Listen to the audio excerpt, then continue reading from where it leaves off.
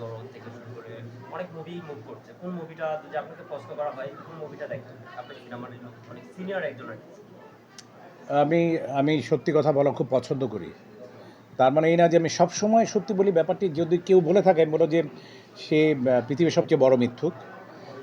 Because মধ্যে শয়তান এবং ফেরেস্তা ছাড়া সে যদি সবই সত্যি কথা বলে তাহলে সে ফেরেস্তা, আর না হলে সে যদি মিথ্যা যদি সব বলে তাহলে সে শয়তান।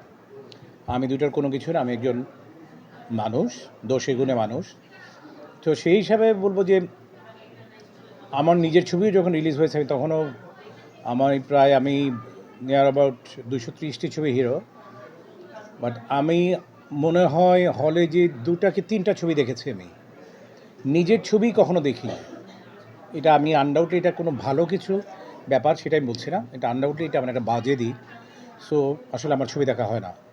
সো তার জন্য আমি যে ছবি যখন রিলিজ হবে আমি হলে যে ছবি দেখব, সো এটা যদি বলা হয় তাহলে আমি বলবো যে তাহলে আমার এই ক্যামেরার সামনে যদি বলি ব্যাপারটা মিথ্যে বলা হবে। সো আমি মিথ্যে বলতে চাচ্ছি না। আসলে আমার দেখা হবে কিনা I am not sure about that. হ্যাঁ, যদি এরকম কিছু শুনি হয়তো দেখা হতে পারে। একটা ইন্টারভিউ দেখেছি আমরা, যেটা ইন্টারভিউ এখন ভাইরাল হয়েছে, সেই ইন্টারভিউটা অনেক লোকজন দেখছে যে আপনি একটা কথা বলেছেন যে শাকিব খান এখন ইন্ডাস্ট্রিতে আছে, নতুনগুলো যারা হিরো আসছে ওনাদেরকে একটু চান্স করা দরকার, উনি একা ইন্ডাস্ট্রিটা ইয়া করছে, সেই বিষয়টা আপনি একটা ইন্টারভিউতে বলেছেন, সেই বিষয়টা নিয়ে কি বলবেন? আমি এই ব্যাপারে আমি বলতে চাই যে আসলে সব কিছুর না একটি মানুষের নির্দিষ্টতা আছে। এটা আল্লাহ তাআলা ধারণ করে রেখে দেন। প্রত্যেকটি মানুষের জীবনেরই একটি নির্দিষ্টতা আছে যে এই লোক এই সময় পর্যন্ত এই জায়গায় থাকতে পারবে, এই জায়গা পর্যন্ত রাজ করতে পারবে, কিং হিসাবে সে থাকবে। দেন একটা সার্টেন টাইমে তাকে সরে যেতে হবে। সো আমি এখানে শুধু বলতে চাই যে সাকিব যাবার পরে সেই ধরনের কোনো কেউ তৈরি হয়নি।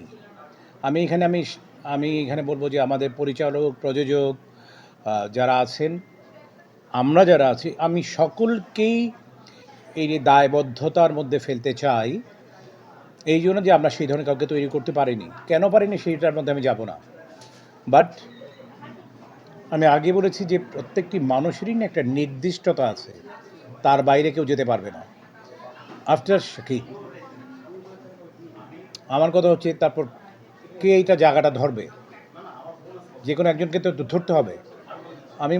আমি আমার দৃষ্টিতে আমি কাউকে দেখি না। আপনারা যখন ইন্ডাস্ট্রিতে যখন আপনারা কাজ করেছেন তখন কিন্তু অনেক হিরো ছিল, মান্নানের থেকে শুরু করে আমরা আগেও জানি যে মান্নানের সাথে বেশ একটা ভালো বন্ডিং ছিল। আপনারা Right. মান্নানের সাথে 4টা সিনেমায় অভিনয় করেছেন। হ্যাঁ, মান্না সাহেবের সাথে আমার প্রচণ্ড ভালো সম্পর্ক ছিল এবং ওইভাবে যদি প্রশ্ন করা হয় তাহলে আমি বলবো যে ইন ট্রু সেন্স যে কোনো জায়গায় না যখন অনেক বেশি লোকজন থাকে সেখানে একটা প্রতিযোগিতা তৈরি হয়। আর প্রতিযোগিতা হলে পরই না ভালো কিছু আপনি আশা করতে পারবেন। আমি বিশ্বাস করি কোনো মনোপলি ব্যবসা কখনো ভালো হতে পারে না। বিকজ আমি জানি যে আমি একা এখানে আছি, আমি যা খুশি তাই করে যাব, আমারটা গ্রহণ করতে বাধ্য সকলেই। বাট ঠিক সেইম অবস্থা হবে যখন সেইম অবস্থা হবে না যদি সেই জায়গায় আরও 10টি লোকের আগমন ঘটে। তখন কিন্তু আমাকে চিন্তা করতে হবে যে আমি যদি ভালো জিনিস না করি, অন্য লোক যদি ভালো কিছু দিয়ে দেয়, তাহলে আমার যে ভালো অবস্থানটি আছে এই অবস্থানটি নষ্ট হয়ে যাবে। দ্যাটস ওয়াই প্রতিযোগিতার ব্যাপারটি বেশি প্রয়োজন। আমরা যেমন ছোট্ট একটু উদাহরণ দিই, যেমন স্কুলে আমরা একজন বাচ্চাকে স্কুলে কেন দিই? অনেক কিছু শেখবার জন্য। অ্যাট দ্য সেম টাইম ওইখানে এক ধরনের প্রতিযোগিতা আছে, ক্লাসে ফার্স্ট সেকেন্ড থার্ড হওয়ার মতন। সে ভালো কিছু না করলেও সে ফার্স্ট সেকেন্ড হতে পারবে না। ঠিক সেই রকম আমার মনে করি যে প্রত্যেকটি জায়গার মধ্যে এই ধরনের প্রতিযোগিতা থাকা অনেক বেশি দরকার। না হলে সেই জায়গাটি না থুবড়ে পড়ে যায়। আমাদের ফিল্মের অবস্থা ঠিক সেরকমই হয়েছে।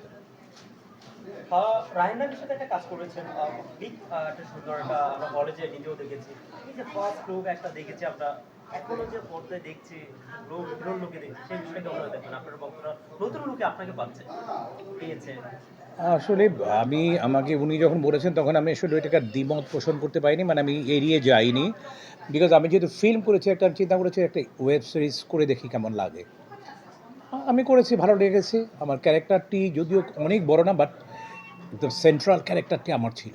হ্যাঁ, সেই ধরনের যদি আমি অফার পাই আমার করার মতো, যেটাকে আমাকে সেইভাবে তুলে ধরা হবে, আনডাউটলি আই উইল অ্যাক্ট, আমি কাজ করব। অনেক শিল্পীরা আছে আমাদের অলওয়েজ কিন্তু এফডিসিতে যাওয়া হয়, অনেক শিল্পীরা আছে যে কাজ নেই, বসে থাকে, খেতে পারছে না, অনেকে দেখে হেল্প করছে, সেই বিষয়টা কেমনভাবে দেখবেন? আর বাংলাদেশে এমন হয়ে গেছে এখন কলকাতার নায়িকা নিয়ে কাজ করা হচ্ছে, বাংলাদেশে এত সুন্দর সুন্দর নায়িকা থেকে কাজ নেওয়া হচ্ছে না, সেই বিষয়টা আপনি একজন সিনিয়র নায়ক হিসেবে কি বলবেন? আপনাকে তো জানা হয়। আমি এটার ঘোর বিরোধী। আমার কথা হচ্ছে হোয়ার এভার ইট ইজ, আমি আমার দেশকে নিয়ে থাকব, আমার দেশের ভালো মন্দ আমি সেটা নিয়ে থাকব। হ্যাঁ, দুই এক সময় আমি দু একজনকে নিতে পারি, that is a different word, but it doesn't mean যে আমি আমার দেশকে ফেলে দিয়ে বাইরের কাউকে কাজ নিয়ে কাজ করব। আমি সেটার ঘোর বিরোধী। আমি সেটার পক্ষে কখনো কথা বলিনি এবং কখনোই বলবো না। আপনাকে আরেকটা প্রশ্ন করে আমি শেষ করবো।